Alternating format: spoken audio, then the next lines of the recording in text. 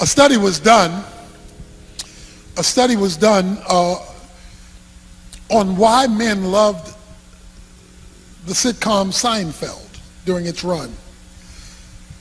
A lot of men would tune in to Seinfeld. Any of you watch Seinfeld during its run? Okay. And they were trying to ascertain why the popularity. So a drama department at a particular school did a study on the popularity of Seinfeld to discover that when they came back with their report, that Seinfeld was so popular because it was plotless programming. In other words, it was programming that meandered without rhyme or reason. It just kind of went from scenario to scenario, situation to situation. And so they concluded that the reason why so many men love Seinfeld is because plotless people love plotless programming. And what they were alluding to is this sense of lostness or emptiness so many people, in particularly men, have. They're here, they're active, but they're not sure why. It's like the man who said, I was dying to finish high school so I could go to college. Then I was dying to finish college so that I could begin my career. Then I was dying to get married so I could start a family. Then I was dying for my kids to get 18 so they could leave. Then I was dying to retire, only to discover right now I'm just dying. Never being sure why I was here. When God created Adam, he said, I want you to rule. I want you to know that every man, every kingdom man, has been created for greatness. When I was growing up in urban Baltimore, I didn't grow up with a sense initially, early on, for greatness. I grew up, just kind of making it from day to day. There wasn't this sense that I had a destiny, that God had something for me that was bigger than me. But through a series of scenarios that I'll share with you in our final session in a little bit, I discovered God has called men to be great. In fact, he expects you to be great, because you can't be a ruler and not be great. And he said, let them rule. I'll tell you how badly men want to be great. They'll wear jerseys with other men's numbers on them.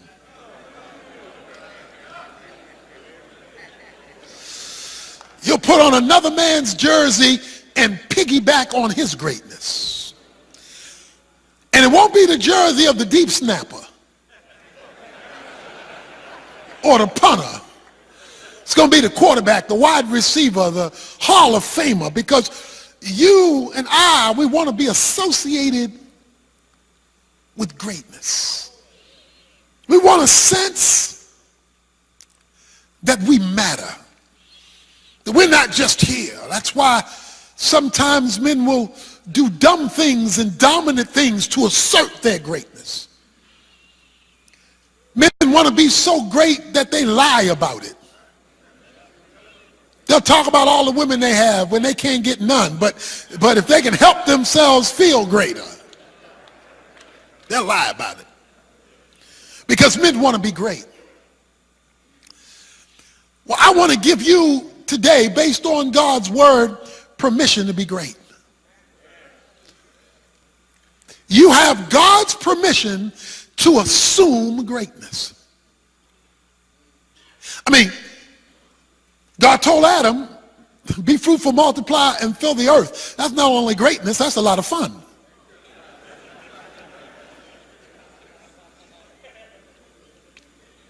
He told Abraham, I'm going to make your name great.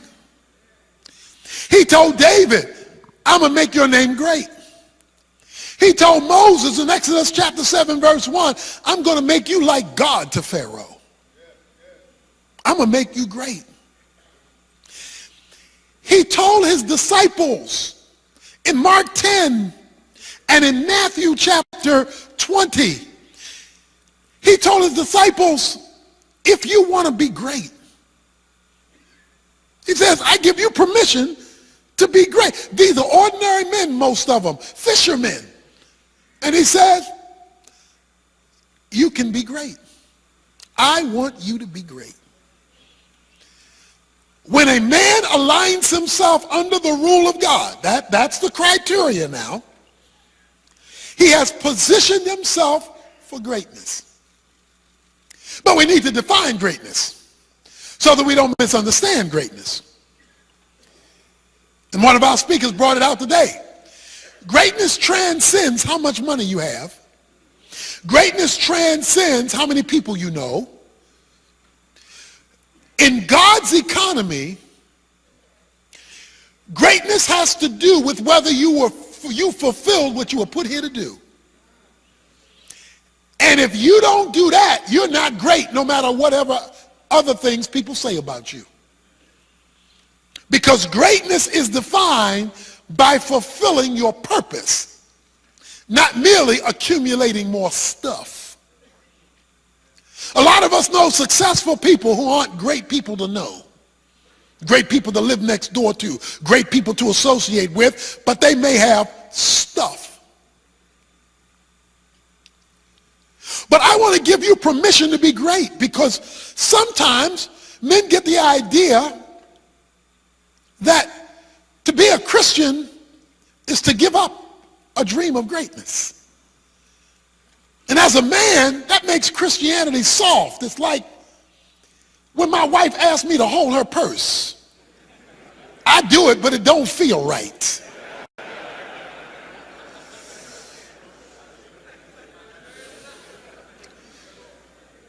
Doesn't feel right. And sometimes to talk about greatness doesn't feel spiritual.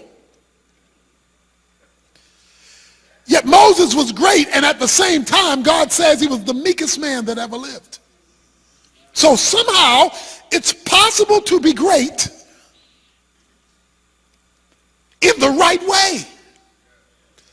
Jesus does not say to you and me as men, don't be great. He told his disciples, if you want to be great, if you have a dream of greatness, and you ought to, he says, just don't try to get it the way the ungodly do, because they get it by power. I want you to get yours, he says, by service. I want you to be great, but not like the ungodly men do it. I want you to be great another way. And greatness, let me tell you, the thing I love about being a man, I love being a man. I wake up in the morning. You know the first line of the book, Kingdom Man? You know? When the Kingdom Man gets up, the devil ought to say, oh crap, he's up. First line in the book. Oh crap, he's up. Here we go again. We got to deal with Evans. We got to deal with Bobby or Jones or Ralph or Butch or whatever your name is, because you were called to shake and bake. You weren't just called to be soft. You weren't called to be just a nobody. You were called to fulfill your divine design. But the enemy doesn't want you to know that. I was in Baltimore seeing my parents the other day. My mother just had her leg amputated 2 weeks ago for diabetes, and my father's 83 years old now, a little tougher for him to get around, and so I'm there helping to get things set up for the transitions that they're going to have to make, and they still live in that inner city house in Baltimore, and I'm sitting there looking around on the street I grew up in. And I'm seeing up and down that street wasted life. I'm seeing boys and girls who will never realize their potential because moms, mostly moms, haven't realized theirs, and dads are nowhere to be found.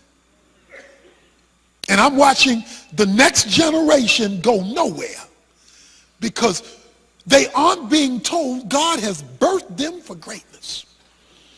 That where you are now is not where God has designed you to stay. But they're being lied to or neglected or abused, and they are missing greatness. So let's get this straight. I don't care what your background is, because my background wasn't great.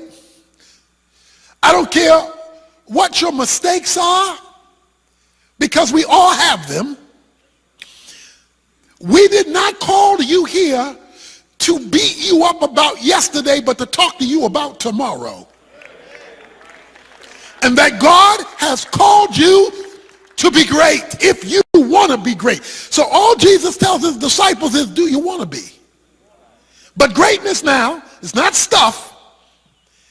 It is the right to fulfill your destiny under the rule of God. That's why I like what God told Adam. He told Adam, he said, name the animals. Now, that's not like a small job. You know how many species of animals there are? And he hit it right every time. Can you imagine calling an elephant an ant? He hit that thing right every time. He named the animals, but here it is. He could only name what God brought him. This wasn't name it, claim it. This wasn't, whatever you want, just name it and God's going to give it to you. He could only name what God brought his way. God is bringing something in the way of every man here, and he wants you to lay hold of it. And therein is your greatness. That's what you did with your wife. He named Eve. His name is man. She came from his womb. He called her womb man. He named her. Why? Because he laid claim to her. So guess how powerful you are as a man. You get to name what God has for you. Oh, I feel that already. Oh, jeez. I feel that. That's all up in my gizzard. That I get to name what God brings.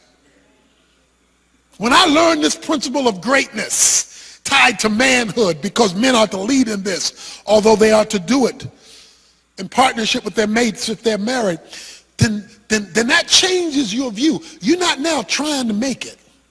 You're not now trying to get by. You're not now just doing the best you can, because you've been called to greatness if you want to be great. That's why I love this verse in Acts chapter 13, verse 36. It says, David, after he had served the purposes of God for his generation, he fell asleep. David, the great king, he was great because he served the purposes of God. One day, Hank Aaron was up to bat in a preseason game against the Yankees. Yogi Berra was at the plate, and a job of a catcher is to talk smack to a batter. Talk noise in his ear. So he was trying to distract him. You can't hit, big man, little stick. Your mama can't hit. Talking noise. Finally, he said, Hank, you got these insignia, the writing on the bat turned wrong. He wanted to distract him, get him to focus on the writing on the bat. But Hank Aaron would have none of it. He kept looking at the pitcher. The next pitch that came down the pike, Hank Aaron hit it over the fence for a home run. He ran around first, second, third, touched home, was going to the dugout. On his way to the dugout, he paused and stopped. He looked back at Yogi Berra and said, hey, Yogi, I ain't come here to read.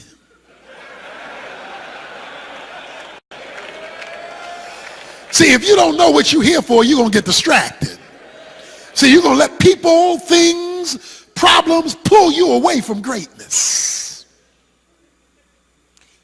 You say, well, how do I become great? How do I maximize my created purpose? Because remember, you're called to be great. Meaning you're called to be something and do something bigger than you. It says he served the purposes of God. Now, we live in a day when men serve a lot of purposes. They serve the purposes of power, the purposes of prestige, the purposes of prosperity. They serve the purposes of popularity. We heard that a moment ago. But he served the purposes of God. He wanted to know, like that secret closet, God, what do you want me to do? What is your divine design for me? That's purpose. Your divine design, what you have uniquely been prescribed and created for. He wasn't just going through the motions. He wanted to know, why do you have me here? What's my mark you want me to leave behind? Not what people want, not what everybody else says. God, I'm here. I'm yours. I'm coming under your authority because I want to be great. It's okay. You can be a Christian and be great when you're fulfilling, it says, David served the purposes of God. That means God, alignment, has to be focused. He can't be extra, a bonus, sidelined. He must be center and essential. Most of us have TVs. All of us have TVs in our dens. Some of us may have TVs in our kitchen. If you have a TV in your kitchen, it's a small screen TV. Because that's really not for you to sit, get comfortable, and look at. It's for you to glance at while you do other things. If it's in the kitchen, while you cook or clean or eat or whatever, you glance at it and you look down and do what else, you glance at it. No, if you really want to see the game, you're going into the den. Because that's the big screen in the den. See, most men have God in the kitchen of their lives. They want him in the vicinity so they can glance at him on Sunday morning, glance at him on Wednesday night, glance at him in a conversation here and there. God wants to be in the den where he's the big screen. He is the focus. His focus. I call the book Kingdom Man because the king wants you to focus on his kingdom. My favorite place to go is New York. I love me some New York. The Big Apple is my favorite place to go. I love the lights. I love the crowd. I love the cuisine. I love the people. I love the all-night action. I love New York. My wife loves New York too, especially Fifth Avenue. Because Fifth Avenue is where all the nice stores are, and her favorite store is Saks Fifth Avenue. Saks Fifth Avenue has all these windows around it. During Christmas, people line up to just look at the Christmas displays. During the regular year, they have dummies on display. They have mannequins in the window. These are some good-looking mannequins. These are bling-bling mannequins. These are mannequins that got it going on. I saw a mannequin one year in that window in a Ferrari. These mannequins got it going on. Why do the owners of Saks put dummies in the window? Because they know that dummies like me walking up Fifth Avenue. The reason they put dummies in the window is they want to appeal from one dummy to another dummy coming to this store. Because if you leave the street and come into this store, there is floor after floor after floor after floor of so much more. In other words, they put dummies on display to be attraction to a bigger kingdom called Saks. God doesn't want to make you great just for you. He wants to make you great for him. David served the purposes of God. So whatever greatness God gives you, he wants you to attract other people into his kingdom. He wants to put you on display, greatness, so that his kingdom draws other people. David served the purposes of God. We all have appliances in our house, right? Refrigerator, stove, toaster, can opener. These appliances have been manufactured with a purpose. They're great. But a refrigerator isn't great at cooking. And a stove isn't great at cooling because that's not their purpose. They are great in what they were constructed to do. Not only are they great in what they were constructed to do, but the refrigerator doesn't eat the food it cools. And the stove doesn't eat the meals it cooks. And the toaster doesn't eat the bread it pops up. You know why they're there? To serve somebody else. Their greatness is in their service. And no matter how fancy the appliance is, if it's not producing that which serves somebody else, you can't use it. And a lot of men God can't use Because the only thing they want is to eat the food they refrigerate, eat the food they cook, because they're not there to serve anybody else. David served the purposes of God. That's why Jesus said to his disciples in Matthew 20, if you want to be great, the greatest of you will be your servant. Because greatness comes through the impact that you are making on others. So you've got to ask. Many people don't understand blessing. You've got to ask, God, I want you to make me great in the sphere that you created me for, so that not only do I become great, does not greatness just comes to me, but it flows through me. That's the biblical definition of a blessing. To flow to in order that it might flow through. So let me give you a secret. Whatever you want God to do for you, tell him if he does it for you, how it will benefit somebody beyond you. Because now he's more interested in you. He wants to make you great for your divine design when he knows that your greatness as a man is going to be beneficial to others beyond you. It's not just about you. David served the purposes of God. Your value goes up. Greatness goes up. When God knows you're going to serve his purpose, not just yours, you're going to benefit others. Sand. Sand on a public beach is free. Doesn't cost you anything on a public beach. You bag that sand up that's free on a public beach and put it in a store to sell it to somebody who needs sand for a playground. It's going to cost you $25 a bag. That's the same free sand. Now in some plastic, it's now worth $25. If you want sandpaper, that same free sand with some glue and some paper, you're liable to pay $5 a sheet.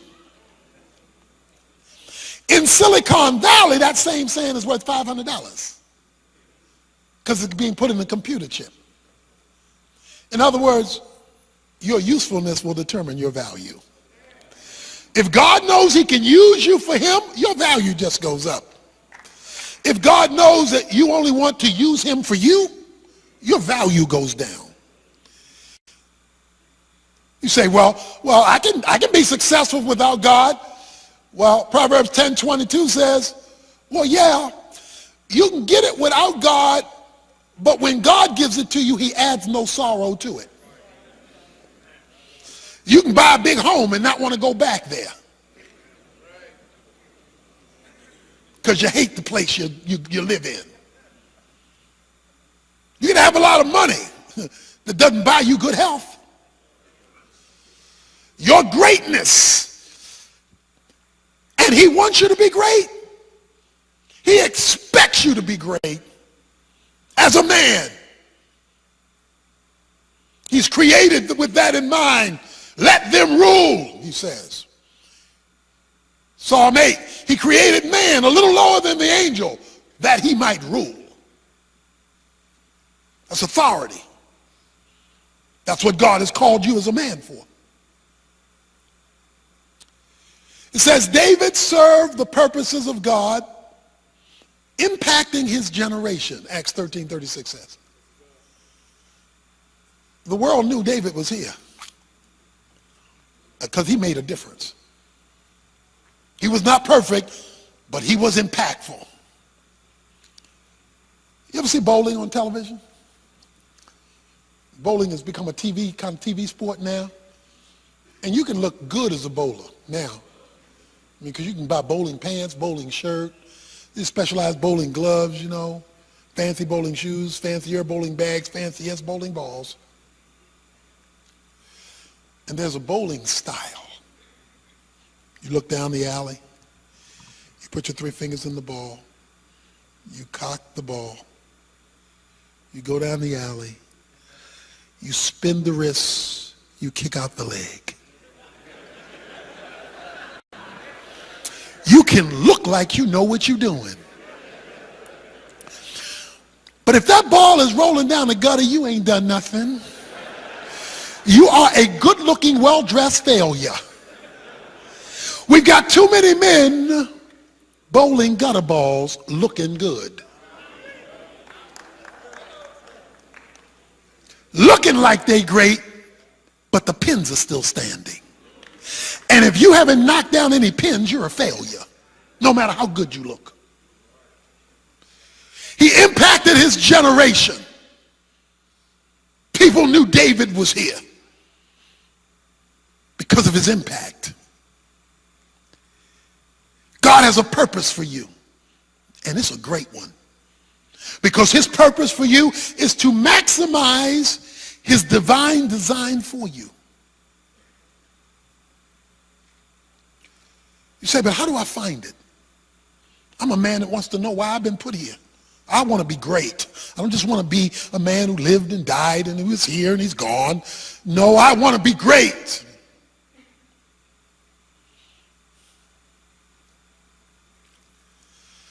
Greatness will always include your passion. That burn you can't get rid of. Greatness will always include that. Greatness will also always include your gifting, the abilities God has endowed you with. Greatness will also include your experiences, the things God has allowed you to go through, good, bad, and ugly. The good stuff, that's the stuff you're proud of. The bad stuff, those are mistakes you made. The ugly stuff is the stuff other folk done to you. God knows how to take messes and turn them into miracles. He doesn't waste them even though they weren't all that pleasant. And then God intersects them with opportunities. He creates scenarios that you didn't think. The only reason I am pastoring Oak Cliff Bible Fellowship, the only reason I am in Dallas, the only reason I am doing this, I never planned to be a pastor. I'd always planned to be an evangelist. But I went into a seminary class one time, heard a class about the local church, and then another man asked me, would I consider starting a church? That was never my thought. But God brought these people into my life, raising questions I could not shake, which led to the starting of the church. And it all happened because something came out of nowhere I didn't plan for that shifted something. And see, that's why you want to know God, because he's tricky. He's tricky now. You think he's taking you one way and he does a zoom on you, goes left. You know how Saul got to be king of England? Saul got England. King of Israel? Wrong country. Wrong era. Wrong sermon. Look, you know how Saul got to be king of Israel? He's chasing donkeys.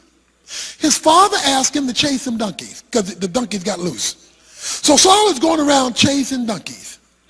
God tells Samuel, the prophet, there's this dude out there chasing donkeys. He's the next king. When you run across him, that's the one I want to be king of Israel. Saul doesn't know that. All he knows is, I got to find some donkeys. He's chasing donkeys, but God over here has got somebody who's going to cross his path that will forever change his life.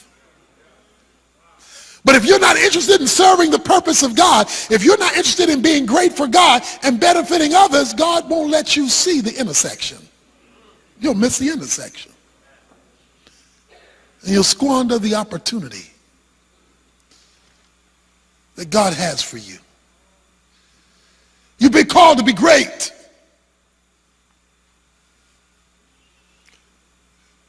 Great. Not mediocre. You're not just here to live and die. You're here to have your stamp made under God. It says, and then he fell asleep. He died.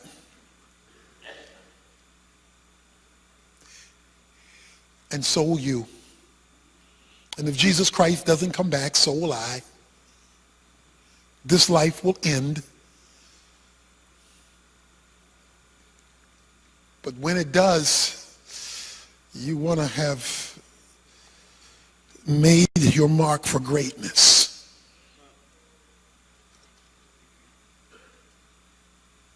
You say, but but I've got so many wasted years, so many mistakes, so many failures. So did David.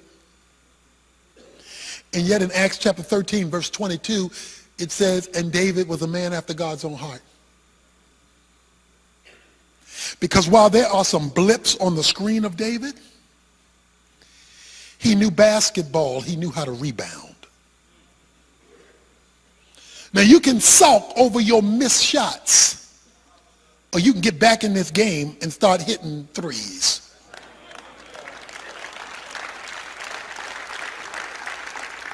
We got a guy in our community called Billy Taylor, and Billy Taylor is a junkyard specialist. Billy Taylor goes to junkyards and finds stuff folk have thrown away, takes it back to his own garage and reconfigures it into contemporary art and sells it for $5,000. He takes stuff that was viewed as nothing, thrown away, and he reconfigures it and turns it into something special. Somebody may have thought you were a throwaway. You may want to throw your own self in a junkyard. But God is a junkyard specialist. He can visit junkyards, reconfigure it, and turn them into masterpieces. But it's got to be underneath his authority, underneath his rule. In this next final session in a few moments, we'll define what that looks like.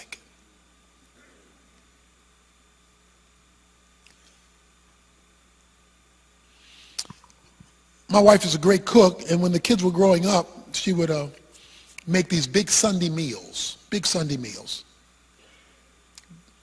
Roast potatoes, green beans, cornbread, iced tea, 7-Up cake. Big Sunday meals every Sunday. We look forward to those big Sunday meals. But she was also the Tupperware queen, because she wasn't going to do this again Monday. This is for Sunday only. She wasn't going to do this Monday. So she would put all the leftovers in Tupperware and put it in the refrigerator. Then on Monday, she would take it out of the refrigerator and then reconfigure it.